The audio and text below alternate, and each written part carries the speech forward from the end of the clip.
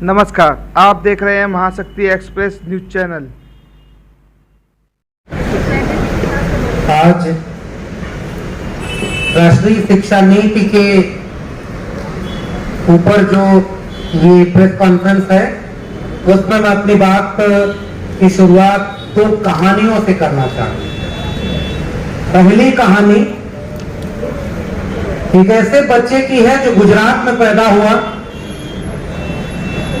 जिसने बचपन में एक बार देखा कि तालाब में मगरमच्छ भगवा झंडे को लेकर के डुबो रहा था।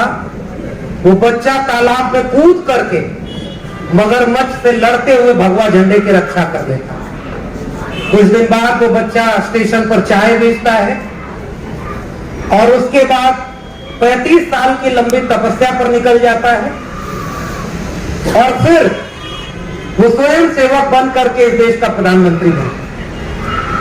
और प्रधानमंत्री बनने के बीच में, प्रधानमंत्री बनने के बाद पता चलता है कि मेरे अपने दिल्ली विश्वविद्यालय से एक डिग्री भी हासिल किया होता है जो कि फेक होती है। ये कोई कहानी नहीं। 2025 या 2030 में क्लास 1 के टेक्स्ट बुक में लगा हुआ पहला चैप्टर होता। और दूसरी कहानी एक ऐसे बच्चे की है जो उत्तराखंड में पैदा होता, जो कुछ दिन बाद अपना कहानी सुनाते हुए कहता है कि वो अपनी बड़ी बहन की उंगली पकड़ करके स्कूल पढ़ने जाया करता था, मगर वो अच्छी तालीम नहीं पाता है तो सन्यासी बन जाता है, अपना नाम बदल देता है। और फिर कुछ दिन बाद वो उत्तर प्रदेश के मुख्यमंत्री के पद पर बैठता है और सबसे पहला काम ये करता है कि देश में अब कोई पढ़ने ढंग से न जा पाए, सारे स्कूल के मास्टरों को अपनी रैली में भीड़ बढ़ाने के लिए, सारे स्कूल के मास्टरों और शिक्षक शिक्षिकाओं को रंगोली बनवाने के लिए, और उसके बाद जो लोग बचे उनसे वो सारे काम करवाने के लिए जो शिक्षा के बिना दूसरे काम हो सकते हैं। और फिर एक दिन वो बैठ करके कुर्सी पर कहता है कि शिक्षकों की जरूरत क्या है, और वो व्यक्ति उत्तर प्रदेश का मुख्यमंत्री बनता है। ये उस चैप्टर का दूसरा अध्याय हो सकता है उस क्लास का। असल में नई शिक्षा नीति, राष्ट्रीय शिक्षा नीति उसी दिशा में जा रही है जो आपको गलत इतिहास पढ़ाए। जब लाल किले की प्राचीर से लेकर संसद के गलियारों तक झूठ बोला जा रहा हो, तो फिर ऐसी शिक्षा की जरूरत ही क्या है जो सच पर जोर दे। एक जमाने में निदा फाजली ने लिखा था कि बच्चों के नन्हे हाथों को चांद सितारे छूने दो, 4 किताबें पढ़कर वो भी हम जैसे हो जाएं। आज कुछ लोग जब इस मुल्क के हुक्मरां बने तो उन्होंने ये सोचा कि 4 किताबें पढ़ने का मौका तो हमें मिला नहीं, हमने नफरत फैलाकर इस देश में कुर्सी हासिल की। और उस नफरत के खिलाफ जो हमने झूठ बोला था चुनाव प्रचार के दौरान, उस झूठ के खिलाफ जो सबसे मुखर आवाजें आई वो देश के विश्वविद्यालयों से आई। इसलिए उन्होंने शिक्षा को, विश्वविद्यालयों को बर्बाद करने का सबसे प्राथमिक जिम्मा बना लिया, और उसका एक मुकम्मल दस्तावेज है नई शिक्षा नीति, राष्ट्रीय शिक्षा नीति। ये वही शिक्षा नीति है जो ये सुनिश्चित करेगी कि हम सबको पढ़ने का मौका न दें। क्या पढ़ाया जाएगा, मैंने सिलेबस की वानगी बताई। आप हरियाणा राज्य का एक फरमान देखिए जिसमें गीता का एक अध्याय पढ़ाने जाने का फरमान जारी कर दिया गया। जब गीता पढ़ाई जाएगी, जब वेद पढ़ाए जाएंगे, तो फिर चांद सितारों की बातें क्या होंगी? फिर वो झूठ कैसे चलेगा कि नाली के गैस से भी चाय बनती है, बादल आ जाए तो रडार काम नहीं करता। गणेश जी पहली प्लास्टिक सर्जरी है।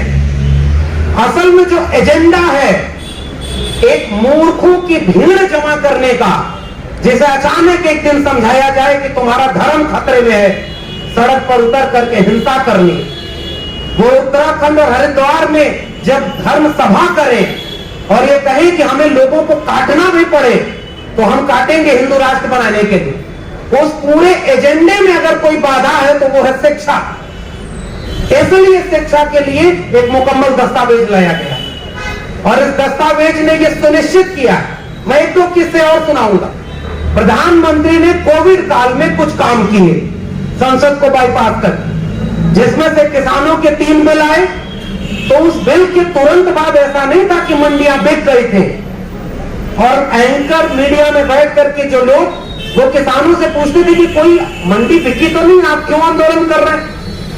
किसानों ने ये समझा और समझाया कि जो नियम आया है आज नहीं कल उससे ये मंडियां बिक जाएंगी और हमारे खेत तक बिक जाएंगे। राष्ट्रीय शिक्षा नीति एनईपी, ये दस्तावेज वही कहता है कि आज नहीं कल ये सारे सरकारी स्कूल, सारे सरकारी विश्वविद्यालय बिक जाएंगे और शिक्षा तक एक व्यापार बना दिया जाएगा। हमें उस किसान आंदोलन से अगर सीख लेनी है तो वो यही कि अगर वो अपनी बात इस पूरे मुल्क को समझाने में कामयाब हो गए तो शिक्षा की बात शिक्षक, छात्र और शोधार्थी नहीं समझा पाएंगे। फिर तो हमें शिक्षक, छात्र और शोधार्थी होने का भी कोई अर्थ नहीं। और दूसरी बात, इस कोविड काल में इस बिल को ले आया गया, एनईपी पास करा लिया गया, देश में सब कुछ खुल गया, चुनावी रैलियां करके चुनाव कर लिया गया, लेकिन डीयू जेएनयू आज भी बंद है। वो इसीलिए क्योंकि जो काम अभी आज यहां हो रहा है वो कल डीयू और जेएनयू में होगा। आप बस उसे डिले कर रहे हैं, आज नहीं कल होगा। और नई शिक्षा नीति के विरोध में दिल्ली विश्वविद्यालय से हम लोग जुड़े हैं। दिल्ली विश्वविद्यालय शिक्षक संघ तो बहुत पहले से नंदिता मैम बैठी हुई हैं, लगातार इस तरह के शिक्षक प्रावधानों को खिलाफ आवाज उठाते रहे। तो अब आपने किया क्या? उस समय जो शिक्षा मंत्री हुआ करते थे उन्होंने कहा था कि ज्योतिष विज्ञान विज्ञान से भी बड़ा विज्ञान। उन्होंने कई दर्जन किताबें लिखी थी। अब पता नहीं उनकी मेरिट कैसी कम रह गई कि उनको अगली बार एनएफएस कर दिया गया, उनको नहीं बनाया गया मंत्री। अब बेचारे चले गए वापस, तो वो नॉट कॉन्स्टेबल हो गए। अब एक नए शिक्षा मंत्री आए हैं, तो उस समय जो प्रेस कॉन्फ्रेंस की गई थी वो वाक्य मैं यहां दर्ज करना चाहता हूं। उस प्रेस कॉन्फ्रेंस में भारत का प्रधानमंत्री जब ये बोलता है कि हम स्किल डेवलपमेंट करेंगे एनईपी के जरिए, और उस स्किल में वो जो स्किल गिनवा रहा है वो कह रहा है कि हम पंचर बनाने का, टोटी बनाने का, कुम्हार का, लकड़ी का, लोहे का जो स्किल है वो डेवलप करेंगे ताकि प्लम्बर की जरूरत हो तो आपको खोजना ना पड़े। मैं एक बात यहां कहना चाहता हूं कि इस देश के कुम्हार, लोहार, बढ़ई, नाई, मोची, इन सारी जातियों के लोग तो पुश्तैनी रूप से वो स्किल डेवलप करके अपने बच्चों का काम करते थे और उस पेशे को जीते थे। लेकिन जब उनकी जेब में 1 रुपया बचता था तो वो चाहते थे कि वो स्कूल जाए, वो विश्वविद्यालय जाए। ये एनईपी वापस उस तबके के लोगों को उसी स्किल डेवलपमेंट के नाम पर वो इसी पेशे में ढकेलना चाहते, उनसे डॉक्टर, इंजीनियर, वकील, ब्यूरोक्रेट बनने का हक छीनना चाहते। ये इसमें खतरा। नए स्कूल खोले जाने थे जब, उस समय मंदिर बनाने के लिए आंदोलन हो रहा है कि अभी अयोध्या झांकी है, मथुरा काशी बाकी। मेरे अपने उत्तर प्रदेश में 69,000 शिक्षक भर्ती का घोटाला हुआ और उसमें आरक्षण खत्म कर दिया। 3.8% पिछड़े वर्ग थे, और जब शिक्षक अपनी नौकरी मांगने जा रहे थे उनको लाठी मारा। दूसरा काम क्या किया उन्होंने जो सबसे महत्वपूर्ण था, आज उत्तर प्रदेश के 2 विश्वविद्यालय ऐसे, गोरखपुर विश्वविद्यालय और इलाहाबाद विश्वविद्यालय, वहां पर जो शिक्षक आवाज उठा रहे थे उनके ऊपर मुकदमा कर दिया है। गोरखपुर विश्वविद्यालय के एक प्रोफेसर हैं, उनको सस्पेंड कर दिया। और आप जब उस पूरे मामले की पड़ताल करेंगे तो वो लड़ने और बोलने वाले लोग। मैं इस मंच से अपने प्रोफेसर हनी बाबू को याद करना चाहता हूं, उमर खालिद को याद करना चाहता हूं, प्रोफेसर आनंद तेलतुंबड़े को याद करना चाहता हूं। और इसलिए क्योंकि विश्वविद्यालय होने का मतलब यह था डिबेट, डायलॉग, डिस्कशन। और वहां से आप नई शिक्षा नीति, ऑनलाइन एजुकेशन, तो पहले से तय हो गया कि सबसे पहले इसके हाथ से छीनेगा किसका मौका, तो वो मौका इन्हीं के हाथ से छीनेगा और ये सारे लोग वापस जाएंगे। और नई शिक्षा नीति में मैं आखिरी किस्सा सुना के बाद खत्म करता हूं।